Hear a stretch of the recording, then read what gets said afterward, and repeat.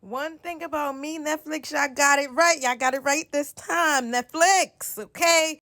I love me a crime movie, but I love me some messy, some tea. Some tea.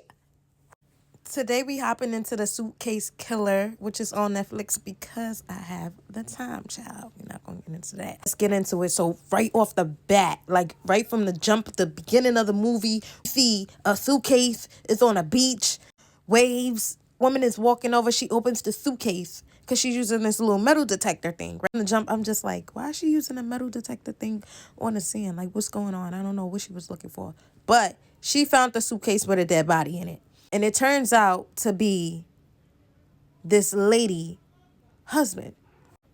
Now, this lady is saying that she ain't kill her husband. The whole movie, she's saying she ain't kill her husband. I know she did that shit. I'm seeing past all the fake cries and the little mysterious. Look at her face and everything. She killed her husband. She did that shit. I know she killed her husband.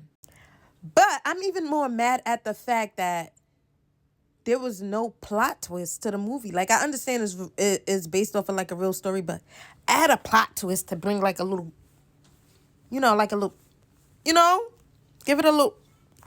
From the jump of the movie, the man's ex-wife tell her he has a temper. He's crazy. You don't know him. My thing is, she just met this guy. They moved really fast. Her friends said it. I know how you are. You fall in love quick. So that was red flag number one. And she did not look into it then. Red flag number two was when her husband actually turned out to be a serial cheater. Like, he just cheats on every woman that he's with. So she learns that her husband is cheating on her with a student because he's a new professor at a college. Instead of confronting him about it that morning, she waits. Student, the girl that the husband is sleeping with, pulls up to the clinic where she works. She's the nurse and she helps her. Doesn't tell her anything, but she know who she is. And you say nothing then. Then she follows her husband and sees that he's cheating on her with the girl. Like, she stalks him and watches him do it, right?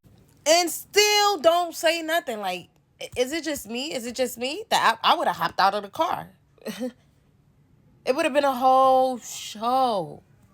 A whole show. Since you want to play two sides and lie to my face. Now I'm going to embarrass you. Anyway, she decides to kill him, right? But in the midst of doing all of that, this is where she get... like, this girl, you just got messy. You just got messy. She starts sleeping with her boss at her job. Then she did little shit like hire a divorce counselor to do divorce documents, buy a gun literally 2 days after her husband went missing with no explanation. Like, shorty had no explanation for none of that. I'm like, in my head, the plot twist gonna be, okay, she found out it's the girl. She gonna pin it all on the shorty that her husband was cheating with. Boom. Motive right there. I wanted him to leave his wife and he wouldn't leave his wife. So she killed him. Like that. There was no plot twist. I don't even think the cops knew that the husband was cheating with the other girl. She never brought that up. She never brought up that her husband was cheating.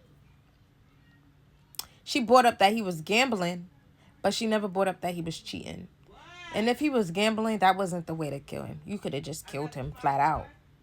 That would have been more believable.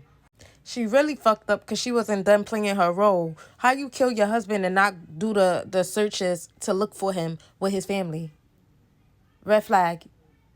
Then you act like you don't care. Like you don't show no urgency. No urgency at all.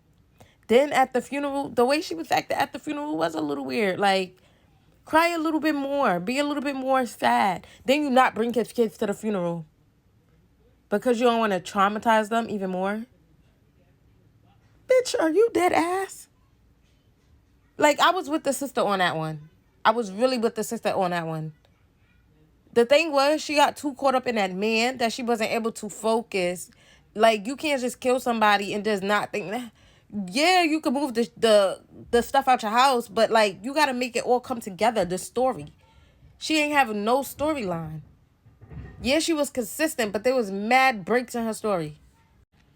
Anyway, the only reason why I feel bad for this lady is for the simple fact that the husband's sister got the kids instead of her mom and her dad. Because I know what it's like to have tension with somebody's sibling, with your spouse or your significant other sibling. And then when you lose your kids, they go to them. It's like that's they did that grimy. They did that grimy. And I wonder in real life, do the kids go to the grandparents or do the kids go to the aunts? In real life, it go to the grandparents first, right? Please, somebody tell me. I don't have kids. I'm just asking. And why didn't the lady that tried to warn her at the beginning, the ex-wife, why didn't she use her in court? Why didn't she have her like help paint the narrative that the husband was abusive and he was a cheater and it could have been like, what? Come on. I just wanted more. Yeah, like she could have used that lady. She could have said, yeah, I went and I told her. She could have spoke to like their previous relationship, their past relationships. And she could have said, I warned her. And she still decided to stay with him because she loved him type. You know what I'm saying? So overall, I'm rating this movie a 8 out of 10. Yeah, and I'll be back with another movie or series review, episode review, whatever y'all want. Let me know. Peace.